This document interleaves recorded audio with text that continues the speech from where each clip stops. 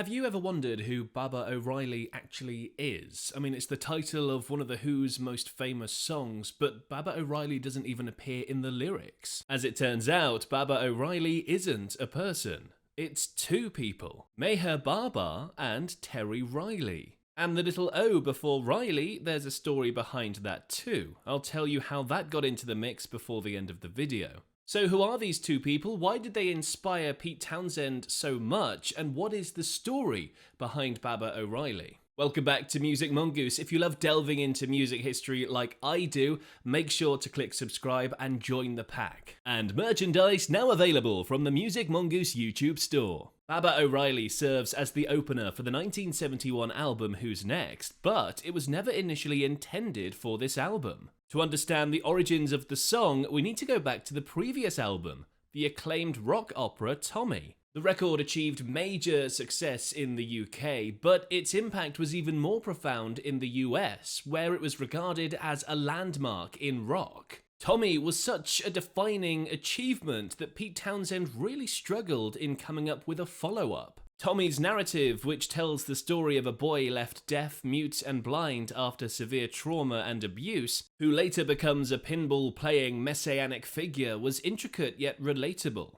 Enough to be turned into a movie by Ken Russell in 1975. However, the storyline for Townshend's next project was so complex, not even his bandmates could grasp it. We'll get onto that in a minute. Tommy's inability to speak while still leading a loyal group of followers was inspired by the teachings of Pete Townshend's spiritual guide. And one half of the inspiration behind Baba O'Riley, Meher Baba, an Indian guru who promoted love and spirituality. Despite taking a vow of silence in 1925, which he maintained until his death in 1969. Townshend first encountered Meher Baba's writing in 1967, finding a deep resonance with the guru's philosophy that life is merely an illusion. A true closeness to God could only be achieved by seeing beyond its deceptions. This influence remained strong in Townshend's mind in 1970. As he began to conceptualize a new story, drawing heavily from Baba's principles on human growth and enlightenment. Townshend began writing a complex allegory titled Lifehouse, intended to be The Who's follow-up from Tommy. Set in a futuristic dystopia where a subjugated population,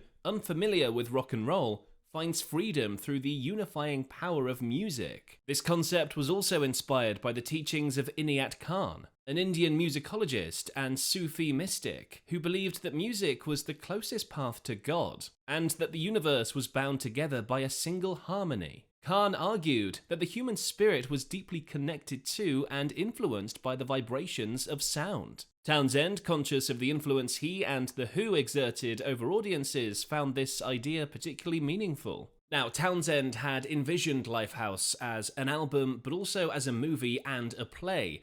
But like I said earlier, even his bandmates couldn't quite grasp the overall concept of it. His deep creative commitment to the project led to overwhelming obstacles, eventually causing him to have a breakdown. "It hurt when I realized it was all a crazy idea," he later admitted. "The self-control required to prevent my total nervous disintegration was absolutely unbelievable." Ultimately, the band decided to scale back, and instead of doing a double album soundtrack, they decided to take the best elements from this work in progress and focus it on their next album, which of course later became Who's Next. This shift led them to work with producer Glyn Johns. More on him in a minute. Now, Lifehouse was a remarkably, extraordinarily ambitious project, tackling with themes way before its time. Townshend predicted the rise of the internet, virtual reality, and even foreshadowed climate change and pandemic-style lockdowns. Though the project was too overwhelming to fully realize in 1970, Townshend refused to let it go.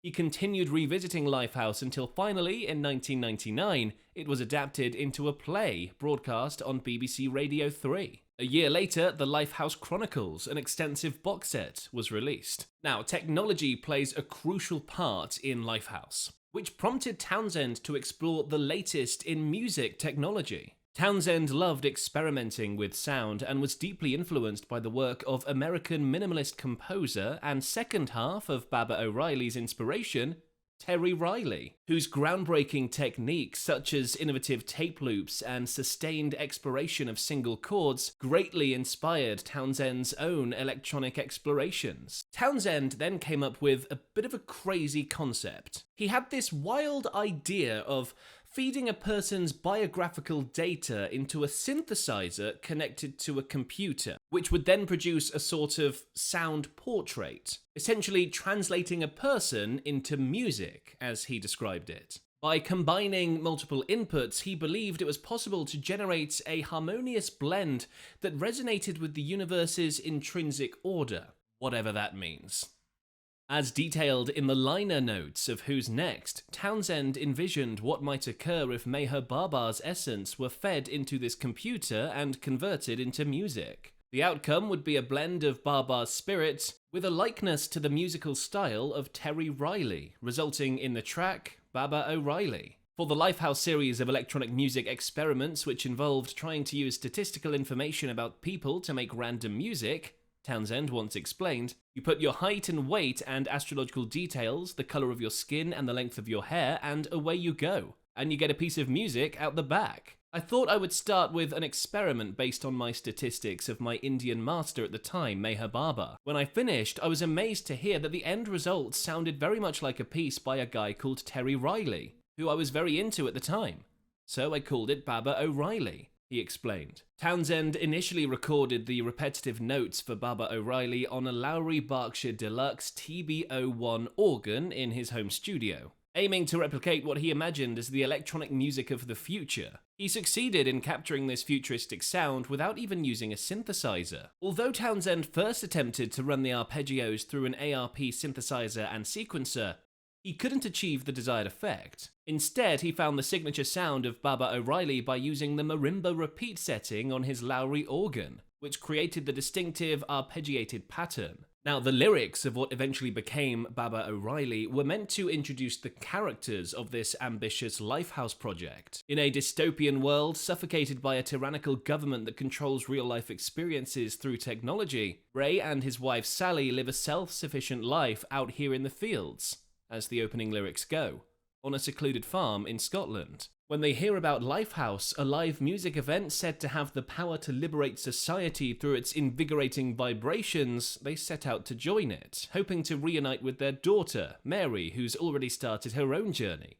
Sally, take my hand, Ray urges. We'll travel south, cross land as they head off to join the happy ones. Ray and Sally's journey takes them through desolated landscapes, through polluted Middle England. And along the way, they encounter bands of young wanderers, all making their way to Lifehouse. Yeah, it is all a bit bonkers and complex, to be honest, isn't it? These wastelands were inspired by the aftermath of The Who's 1969 Isle of Wight festival appearance, the litter and the debris left by the audience, as well as the bleak scenes at Woodstock 69, where teens were lost in acid trips and some suffered permanent brain damage. This inspiration turned into the refrain Teenage Wasteland, a central conceptual theme of Lifehouse. Teenage Wasteland was also the original title of Townshend's demo for the track. After abandoning their initial recording sessions in New York with manager and producer Kit Lambert, The Who returned to London to work with renowned producer Glyn Johns. They first recorded at Mick Jagger's Stargrove's Country House and then moved to Olympic Studios in Barnes. It was at Olympic Studios in May 1971 that Johns transferred Townshend's synthesizer demo onto a 16-track, creating the rhythm track that the band would ultimately build upon. With that synth line playing in their headphones, the band recorded the song live in the studio.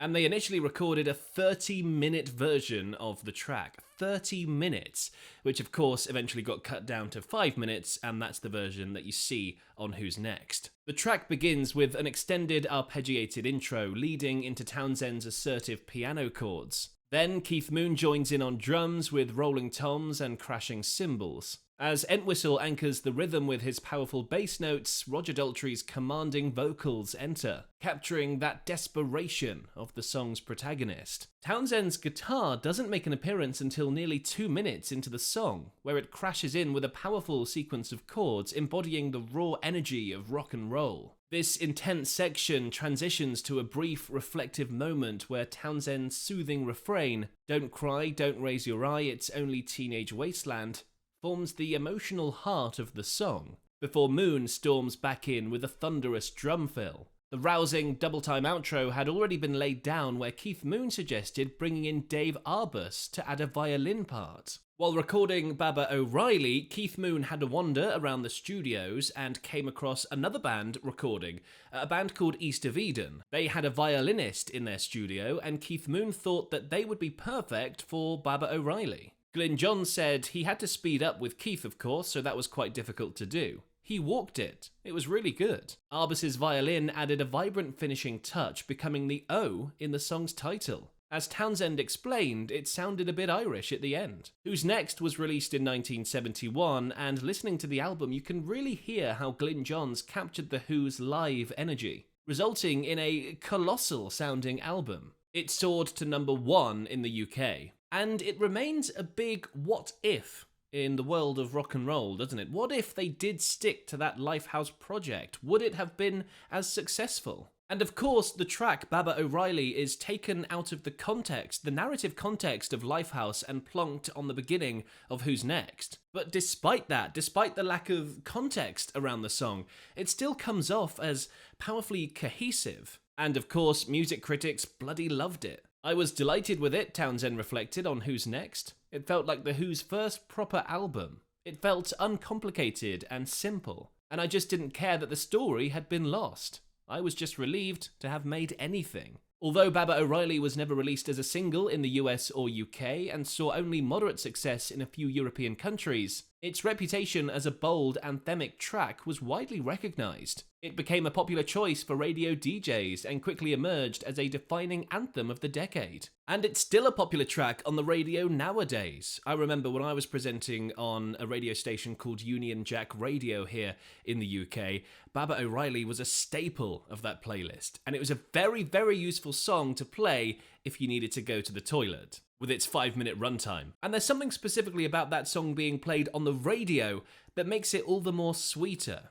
You hear that iconic intro, you turn up the radio, and you sit back, knowing you're in for a good 5 minutes. For The Who, it stands as their 6th most frequently performed song live, often serving as a climactic finale. It also holds a place in the Rock and Roll Hall of Fame's list of 500 songs that shaped rock and roll. And for Roger Daltrey, the song still speaks of a cautionary tale, even to this day. It speaks to generation after generation, Daltrey remarked. Life is not about staring at screens, it's about looking up. We're heading for disaster with the current addiction among younger generations. Your life will slip away if you're not careful. You are being controlled, and that's frightening. And a couple of years before The Who released Baba O'Riley, the Rolling Stones released the monumental Gimme Shelter. But did you know there's a really tragic story behind that song? I've made an entire video about that. You can click over here to watch it next.